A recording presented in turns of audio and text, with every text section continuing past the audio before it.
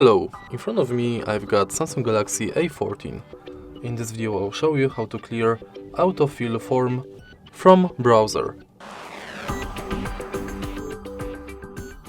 In the beginning, let's go to browser,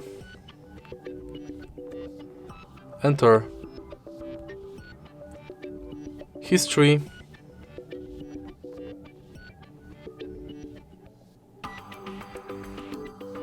go to clear browsing data. Now select time range, advanced,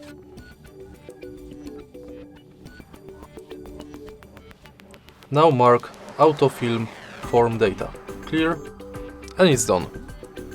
If you find this video helpful, please leave like, comment and subscribe.